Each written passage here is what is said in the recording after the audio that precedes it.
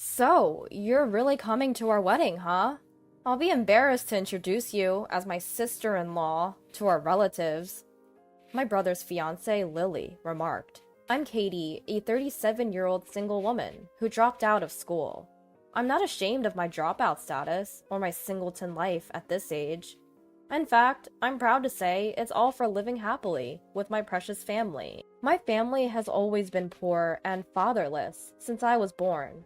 For reasons unknown, my mother bore me and my younger brother, Georgie, 2 years my junior while still unmarried. She worked relentlessly, but with 2 children to feed, we were always barely making ends meet. Sometimes a relative would come over to our home and try to give money to my mother, but she would always decline, saying, Please, let us rely on you only when we're truly desperate. We're okay for now. When I asked my mother why she refused to accept the money, she explained, If I just take his money, his wife might feel upset. But honestly, I wished she had taken the money. Georgie was a brilliant kid. He even topped his grade in elementary school. As an overly proud older sister, I was excited for him, thinking he was destined to become a successful person in the future. In fact, his school teacher recommended him for admission to a prestigious school, but we didn't have the money for that. He ended up going to a not-so-great school, and I felt terrible for him. So I chose to drop out of school and started working without hesitation. Well, the truth is, I hated studying, so I seized the opportunity to start working. Of course, most of the jobs available for a dropout didn't pay well, and I ended up working in a small office. But when the owner of the office decided to retire and close the business, he recommended me to a reputable company he had dealings with, and I was able to get a decent paying job there. I worked hard and even received a manager title at the age of 35, earning a salary comparable to a college graduate of the same age. However, my brother's fiancée, Lily, doesn't seem to approve of me being a dropout, especially because my brother Georgie, now a graduate of a prestigious university, is thriving as a salesman at a top-tier company called ABC Trading. Perhaps it's my single eyelid, or my not-so-friendly eyes. But from the first time she met me, Lily seemed to think of me as some kind of failed dropout who couldn't make it to college. I was shocked when Georgie told me that Lily had asked him, Hey, is your sister, kind of a problem person? Lily, the daughter of a director at the ABC Trading, where Georgie works, is quite a beauty, but it's hard to say she's a good person. She came to our house once and was so taken aback by our rundown apartment that she refused to come in. She complained, Even though I dressed up so nicely, I'm getting dirty. She also felt embarrassed that her boyfriend, with whom she was in a relationship, was commuting from such a place. Borrowing the power of her father, who was the head of the department, she forcefully moved Georgie into a family housing, where he should not have been able to move in. She seemed to have insisted on a ridiculous excuse that we're going to live there once we're married. There was a catch to this. Outsiders were prohibited from entering the company housing, and even close relatives had to apply each time they visited. Oh, I guess I can't visit often. I wanted to peek at your happy newly-wed wife, I joked, to which Lily's mother coldly replied, That's precisely why we decided to have them live in a family house. Moreover, she was rude to Mother. On the day she came to our house, Lily whispered in a voice that Georgie couldn't hear, Because your mother-in-law was poor, Georgie will have to keep paying back his student loans, even after marriage. It's natural for parents to pay for tuition, right? And glared at Mother. The truth was that Mother and I had been saving for Georgie's college fund, but he insisted on paying it himself. In this way, Lily and Lily's mother have quite difficult personalities, but Georgie is completely aware of this, due to their feline pretensions, which are typical of celebrities. Actually, I want my mom to move into the company house too, but Lily says the husband's siblings are not eligible to move in, so my sister-in-law will be alone. That's pitiful. When I told her that I graduated from college with a scholarship, Lily's mom said, You want to relieve your mom as soon as possible, right? You're such a thoughtful and wonderful person. He happily talked about how kind Lily and her family were. Well, if the couple gets along well, there's no need for us to badmouth them, so we remained silent. But that was a mistake. Lily and her family started to exclude me and Mother, especially me. Sister-in-law, do you plan to attend our wedding? With the wedding with Georgie just half a month away, Lily suddenly contacted me. Of course, he's my only brother. But the venue is quite luxurious, and we're expecting about 150 guests. It seems that they invited even the president and the managing director of ABC Corporation, and the higher-ups of their clients, given the marriage between the daughter of the head of the department and the promising Georgie. When I thought they might not have enough seats, she said, I think all the guests will feel uncomfortable if there's one poor-looking sister-in-law. What? Poor looking? I plan to wear a proper formal outfit for the wedding. Your proper is probably a suit from a catalog that costs about 10,000 yen, right? It's embarrassing to be surrounded by people wearing high-end brand clothes. Lily had judged me to be a bottom-tier person. To be frank, I don't want you to come to our wedding. Fed up with her implication that poor people should not come, I asked Lily a question. What about my mother, then? Mother doesn't have any high-brand clothes either. I know that, but I can't not invite Georgie, who is a promising member of the company, and I don't want to be embarrassed by the shabby appearance of me or my relatives, so we'll prepare Mother's clothes. I was incredibly upset by the way Lily spoke, but it's obviously better to dress appropriately if people from top-notch companies are attending.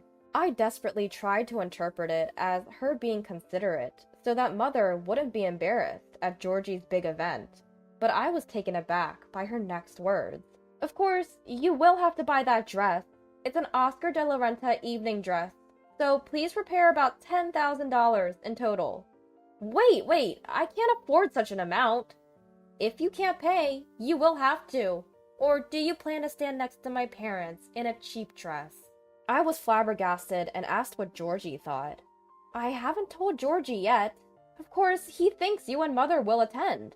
But it will tarnish his future if his mother is unmarried and his sister is a dropout. No, I think nowadays, having a family of single mothers or dropouts doesn't affect a person's career.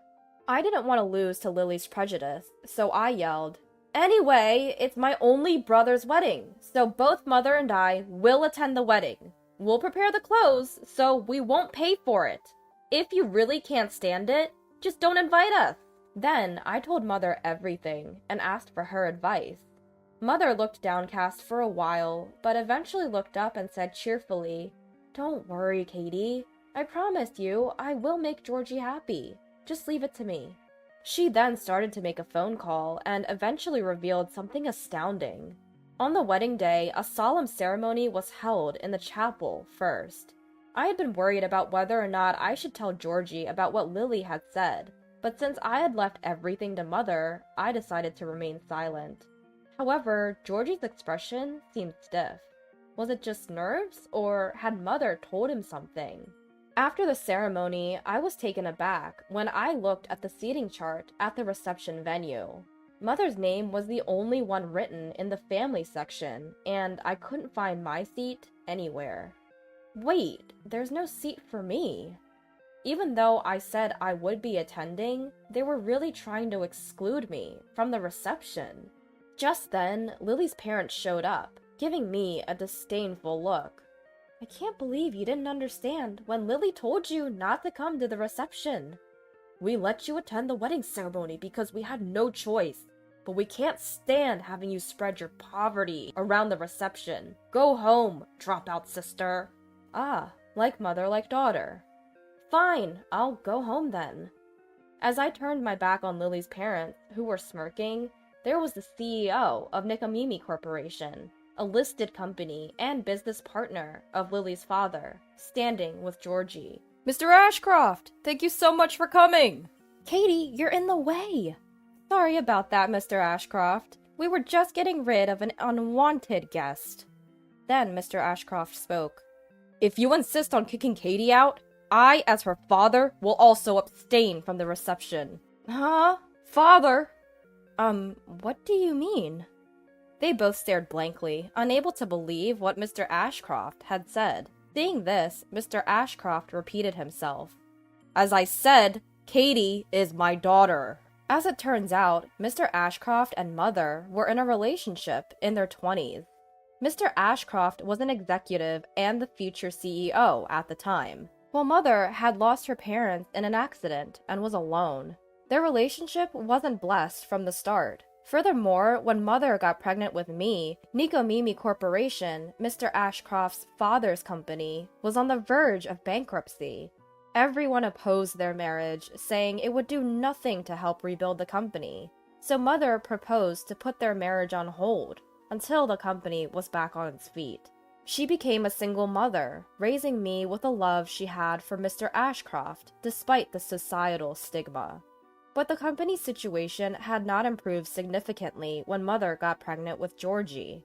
When the daughter of the CEO of a certain company, who had offered help, proposed marriage to Mr. Ashcroft, Mother decided to step back, saying, "I'll raise our 2 kids properly. You don't have to acknowledge them. Just please be happy with that woman and revive your company." After marrying the CEO's daughter, Mr. Ashcroft not only revived his company, but also grew it to the point where it became a listed company. However, we were not blessed with children, and divorced a year ago due to my wife's infidelity. Afterward, I proposed to reunite with Mother. A few days before Georgie's wedding, I met with Ashcroft, the company president, and my father. "Oh, I've seen this person before." Yes, he was the uncle who had visited our apartment a few times during my childhood, trying to give my mother some money. He turned out to be President Ashcroft. When I involuntarily stared at him, he smiled at me and said, "You've really gone through a lot. I've heard from your mother about the wedding this time." He shared his thoughts with me. President Ashcroft, who had become Georgie's business partner, knew well about Georgie's capabilities. "I would like him to take over Nikomimi Corporation, if possible, but if he fails to see the true nature of malicious people and disregards his mother and sister, I can't possibly entrust the company to him." So he was trying to investigate Georgie's character, using his wedding. The day before the wedding, President Ashcroft and Mother called Georgie and revealed the truth about their relationship, and that the Lilly family was trying to exclude Mother and me. Suddenly confronted with various revelations, Georgie, who had trusted Lilly and her parents, approached the wedding with mixed feelings. That's why he looked stiff during the ceremony. However, when he saw that my name was not on the reception seating chart, and observed Lily's parents trying to drive me out of the venue, he was convinced that what Mother and I had told him was true. Georgie brought Lily to the reception desk and declared, "Lily, Mr. and Mrs. Lilly, I will annul this marriage. I have no intention of becoming a family with people who belittle and disregard my precious mother and sister." Wait, just hold on. You can't just say something like that all of a sudden. Yes, that's right. It's a misunderstanding. Besides, we've already held the ceremony. The two were in a fluster, but Lily, who hadn't grasped the situation, dropped the bomb. "Huh? Georgie, are you choosing that low-life mother and daughter over me? You should know your place." Lily's parents, turning pale, tried to restrain her, but it was too late. When I explained the situation to Lily in detail, she collapsed on the spot and broke into tears. Furthermore, President Ashcroft said, "I guess we'll have to reconsider our business with your company," causing Lily's parents to burst into tears and apologize profusely. Everyone at the reception saw this, and the reception was ultimately canceled. Georgie cut ties with Lily completely, without submitting the marriage registration. Afterward, I received a phone call from Lily, screaming in rage. "You're the reason I couldn't marry Georgie. I'll be billing you for compensation and the cancellation fee for the venue." But when I responded, "Oh really? Then I'll sue you for defamation," everyone at the reception heard the abusive language from you and your parents. She fell silent. Furthermore, I mentioned how her father had been removed from handling transactions with Nikomimi Corporation, demoted, and sidelined. I should probably tell your father that I was threatened by Lily. Then, Nikomimi Corporation might completely stop dealing with ABC Trading. Won't your dad definitely lose his job? Ignoring Lily, who was crying her eyes out, I hung up the phone on my end. Serves her right. Georgie, who had canceled his marriage to Lily, later transferred to Mikomimi Corporation and seems to be working hard to become his father's right-hand man. Mother and father are getting married soon. Mother is shy about having a wedding after turning 60, but she looks genuinely happy when we pick out her wedding dress together. I've been devoted to my work up until now, but I've started to think that maybe one day I'd like to wear Mother's wedding dress.